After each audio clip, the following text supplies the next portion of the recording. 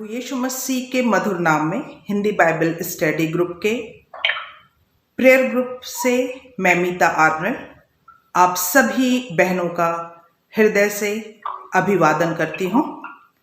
आज का जो वचन है वो इस तरह से है जो हमें मिलता है भजन संहिता की पुस्तक उसका 45वां अध्याय 10 और 11वां पद, जहाँ इस प्रकार से लिखा हुआ है, हे राजकुमारी सुन और कान लगाकर ध्यान दे, अपने लोगों और अपने पिता के घर के भूल जा और राजा तेरे रूप की चाह करेगा, क्योंकि वह तो तेरा प्रभु है, तू उसे दंडवत कर।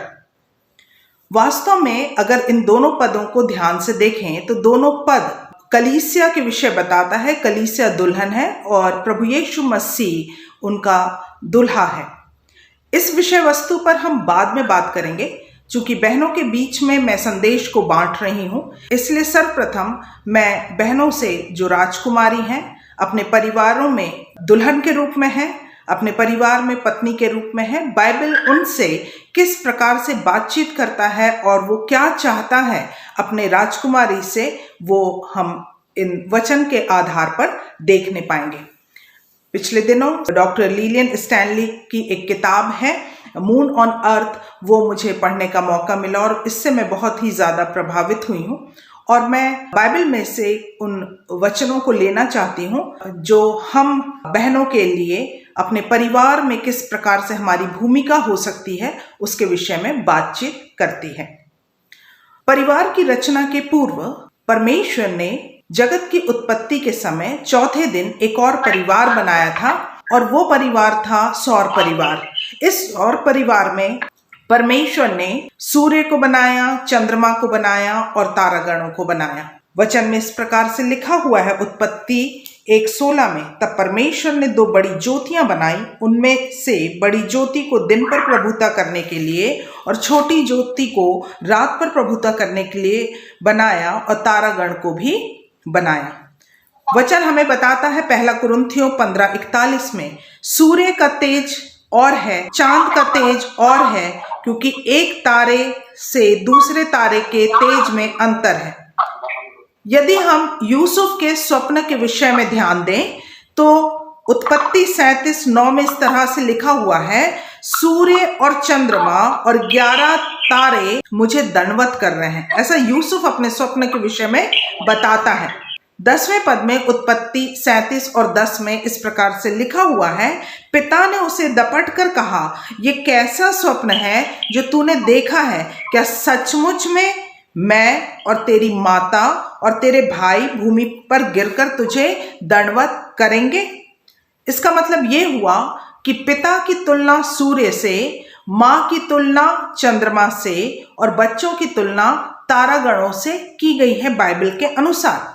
भजन संहिता 136:8-9 में इस प्रकार से लिखा है, दिन पर प्रभुता करने के लिए सूर्य को बनाया, उसकी करुणा सदा की है, और रात पर प्रभुता करने के लिए चंद्रमा और तारागण को बनाया, उसकी करुणा सदा की है। वचन कहता है, हे राजकुमारी सुन, कान लगाकर ध्यान दे। इसका मतलब यह है कि वचन अपने राजकुमारियों से एक बार नहीं 2 बार कहता है। पहले कहता सुन, फिर कहता कान लगाकर ध्यान दे, क्योंकि जो राजकुमारियां हैं वो ध्यान नहीं देती, इसलिए वचन में 2 बार लिखना पड़ रहा है कि कान लगाकर ध्यान दे। दूसरी बात यहाँ पर यह है कि कुछ इंपॉर्टेंट चीजें परमेश्वर अपने वचन के द्वारा अपने बेटियों को, अपने राजकुमारियों को बताना चाह रहा है, इसलिए वो कहता है कि कान लगाकर ध्यान दे। हे राजकुमारी, हे चंद्रमा अपने घरों की, हे दुल्हन प्रभु यीशु मसीह की, सुन और कान लगाकर ध्यान दे। ध्यान से सुनेंगे। क्या चंद्रमा दिन के उजाले में अगर आए बीच में, तो क्या वो वैसा ही खूबसूरत दिखाई देगा जैसा वो रात में दिखाई देता है? इसका मतलब ये हुआ कि चंद्रमा अगर सूर्य के उजाले में चमकने का प्रयास करे तो वो अपनी सुंदरता को खो देगा। इससे साफ स्पष्ट है कि परिवार में यदि भाई अपनी जिम्मेदारी को निभा रहे हैं और भाई निर्णय को लेते हैं, तो बहनों से निवेदन है कि बहनें उनके सामने सामने आकर अपना हुक्म ना चलाएं। वचन साफ बताता है, अगर आप सूर्य के सामने आकर अपना हुक्म चलाना प्रारंभ करेंगी तो आप अपनी सुंदरता को खो देंगी। दूसरी बड़ी बात जो देखने को मिलती है वो ये है कि चंद्रमा रात पर प्रभुता करने के लिए बनाया गया है। रात और अंधियारा जो है वो हमारे जीवनों के कठिन परिस्थितियों को, परेशानियों को भी दर्शाता है और चंद्रमा को उन कठिन परिस्थितियों में प्रभुता करने के लिए रखा गया है। क्या कभी आपने चंद्रमा को सुना है कि शिकायत कर रहा हो अपने चारों ओर के अंधियारे के विषय में? तो बहनों, मैं आपसे ये निवेदन करती हूं कि आप भी अपने चारों ओर के परेशानियों या अंधियारे के कारण ना कुड़कुड़ाएं। परमेश्वर ने आपको उस स्थान पर रखा है ताकि आने वाले समय में वो आपके द्वारा वहां पर रोशनी फैला सके। हालेलुया। इफिसियों 5:22 में इस तरह से लिखा है कि हे पत्नियों, अपने अपने पति के ऐसे अधीन रहो जैसे प्रभु के। हर बहन से अपने परिवार में किस प्रकार रहना है ये वचन सिखाता है।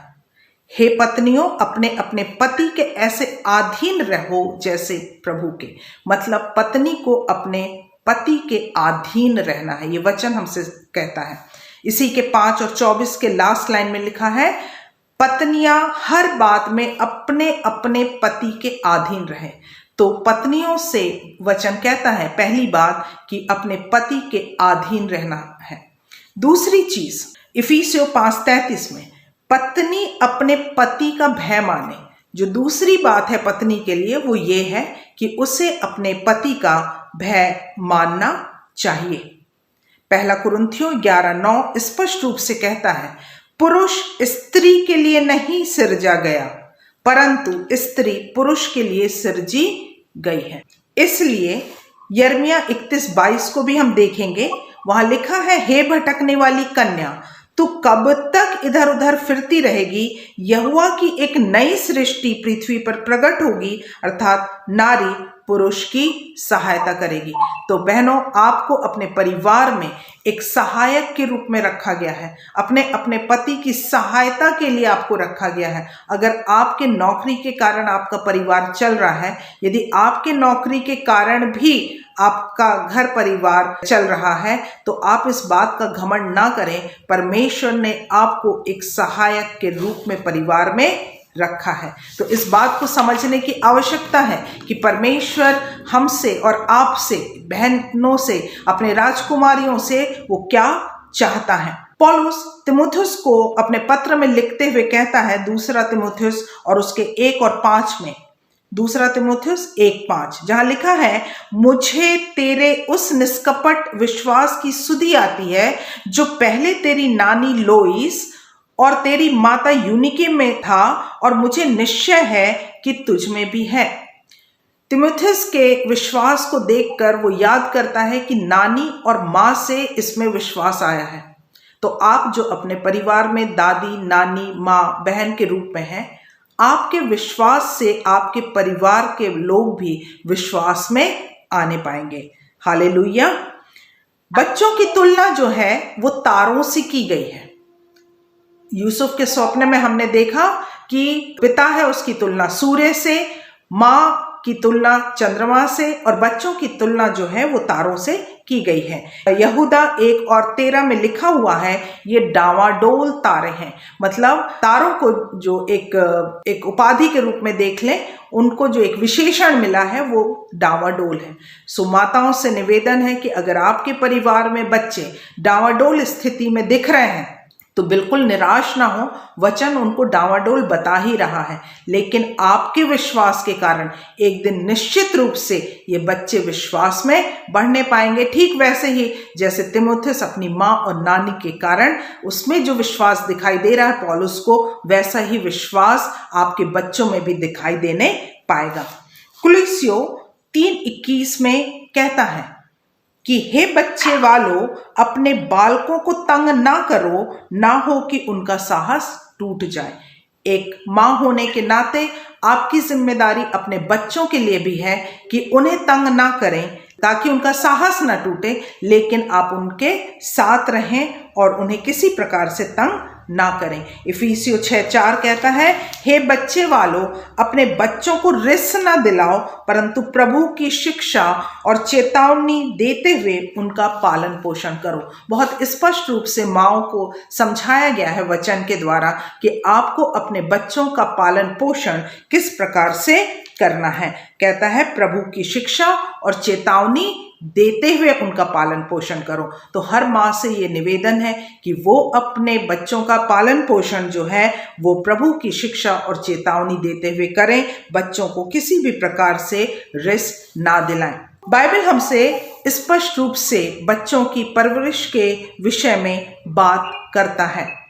यदि हम हवा के बारे में देखें तो हवा बहकावे में आकर अपराधनी हुई थी और परमेश्वर क्रोध में आता है और क्रोध में आकर कहता है, उत्पत्ति 3:16 में मिलता है हमें देखने को, क्रोध में आकर कहता है कि मैं तेरी पीड़ा और तेरे गर्भवती होने के दुख को बहुत बढ़ाऊंगा।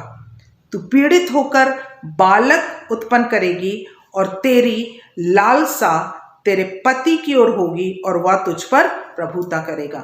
तो प्रभुता करने की जिम्मेदारी वो पति की ही है और परमेश्वर क्रोध में जरूर कहता है कि मैं तेरी पीड़ा और तेरे गर्भवती होने के दुख को बहुत बढ़ाऊंगा। लेकिन जब हम नए नियम की बात करते हैं तो नए नियम में यहाँ पर 1 तीमुथियुस 2:15 में स्पष्ट रूप से लिखा हुआ है, तो भी स्त्री बच्चे जनने के द्वारा उद्धार पाएगी यदि वह संयम सहित विश्वास, प्रेम और पवित्रता में स्थिर रहे। इसका मतलब कि बच्चे जनने के द्वारा स्त्री उद्धार पाएगी, लेकिन शर्त उसके साथ पीछे लगी हुई है कि यदि वह संयम सहित विश्वास, प्रेम और पवित्रता में स्थिर रहे। तो ये 4 गुण एक महिला में होना चाहिए। संयमी होना चाहिए, उसे विश्वासी होना चाहिए, उसे निष्कपट प्रेम रखना चाहिए अपने परिवार, अपने बच्चों से, और पवित्रता में उसे स्थिर रहना आवश्यक है। भजन संहिता 45 में कहता है कि हे राजकुमारियों सुन। ये राजकुमारियां जो है वो वास्तव में यीशु मसीह की कलीसिया है। वो अपनी कलीसिया से बातचीत करते हुए कहता है सुन। और कलीसिया को भी बच्चे जन्म देने की आवश्यकता है।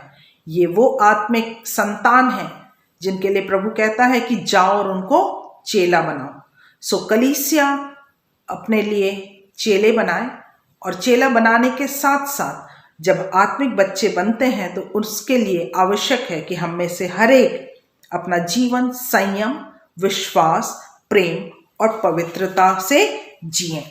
अब फिर से हम देखेंगे 10 और 11 पद, वहां आगे लिखा हुआ है कि हे राजकुमारी सुन और कान लगाकर ध्यान दे, अपने लोगों और अपने पिता के घर को भूल जा। अपने लोगों मतलब इस सांसारिक लोग, आपका सांसारिक घर, आपके सांसारिक पिता जो शैतान है उसको भूल जा। राजा तेरे रूप की चाह करेगा, अर्थात यीशु मसीह हमारे रूप की चाह करेगा। यीशु के द्वितीय आगमन के लिए वो कलीसिया से चाहता है। प्रकाशित वाक्य 19 उसके 7 और 8 में लिखा है, आओ हम आनंदित और मगन हो और उसकी स्तुति करें, क्योंकि मेमने का विवाह आ पहुंचा है और उसकी दुल्हन ने अपने आप को तैयार कर लिया है।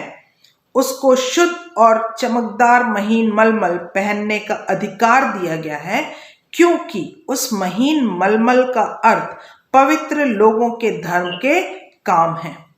कलीसिया को पवित्र होना है और किस तरह का होना है वो इफिसियों 5:27 बताता है। एक ऐसी तेजस्वी कलीसिया बनाकर अपने पास खड़ी करे जिसमें ना कलंक, ना झुर्री, ना कोई और ऐसी वस्तु हो, वरन पवित्र और निर्दोष हो। अर्थात यीशु मसीह अपनी कलीसिया से चाहता है कि झुर्री रहित हो, पवित्र हो और निष्कलंक हो।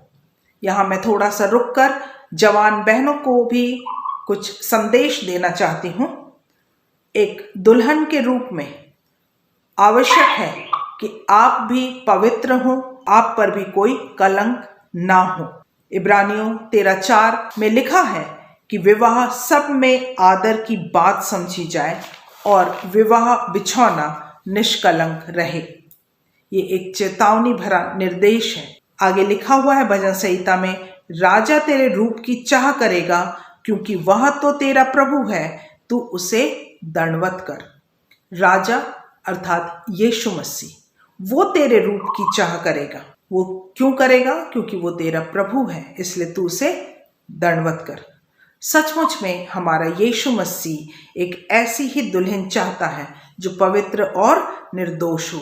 वो द्वितीय आगमन के लिए अपनी कलीसिया को तैयार करना चाहता है, हम बहनों को भी तैयार करना चाहता है कि ना हम में झुर्री हो, ना कलंक हो, लेकिन हम पवित्र और निर्दोष हों। आज हम बहनें अपने आप को कहाँ पाते हैं? अगर आपको लगता है कि आप में कोई कमी है या दूसरे लोगों के कहने से भी अगर हमें अपने आप में कोई कमी नजर आती है, तो मैं आपसे कहना चाहूंगी कि आप इन कमियों के विषय में ना बोलें, ना कहें। श्रेष्ठ गीत 1:6 में इसी तरह का एक वाक्य सामने आता है, जहां कह रही है दुल्हन कि मुझे इसलिए ना घूर कि मैं सांवली हूं, क्योंकि मैं धूप से झुलस गई। जब हमारे अंदर कमी पाई जाती है तो हम बहुत सारे बहाने भी सामने लेकर आते हैं। कह रही मैं धूप से झुलस गई, मुझे इसलिए ना घूर कि मैं सांवली हूं। लेकिन आगे अगर पढ़ें तो वहां पर जो हमारा राजा है, हमारा प्रभु यीशु मसीह, वो किस तरह से बातचीत करता है, श्रेष्ठ गीत 4:7 में लिखा हुआ है। वहां पे लिखा है, हे मेरी प्रिय, तू सर्वांग सुंदरी है, तुझ में कोई दोष नहीं। आज मैं सभी बहनों को प्रोत्साहित करना चाहती हूँ, हम में अगर कोई कमी घटी भी है तो हमारा परमेश्वर हमसे तब भी प्रेम करता है हमारी कमी घटियों के साथ, और वो हमसे कहता है, हे मेरी प्रिय, तू सर्वांग सुंदरी है, तुझ में कोई दोष नहीं। और इस बात के लिए हम आनंदित हों, प्रसन्न हों, और प्रभु जिस तरह से वचन के द्वारा अपने परिवार को, अपनी कलीसिया को संभालने के लिए कहता है, मैं उम्मीद करती हूँ कि बहनें उसी प्रकार से जैसा वचन हमें सिखाता है, हम उसमें आगे बढ़ने पाएंगे और वचन के अनुसार हम अपने परिवार को, अपने पति को, अपने बच्चों को संभालने पाएंगे। और जैसा यीशु मसीह हमें निर्दोष और पवित्र चाहता है, हम वैसा बनने में ईश्वर से मदद चाहेंगे। प्रभु बहुत बहुत आप सबों को, सुनने वाली बहनों को बहुत आशीषित करे। बहुत बहुत धन्यवाद।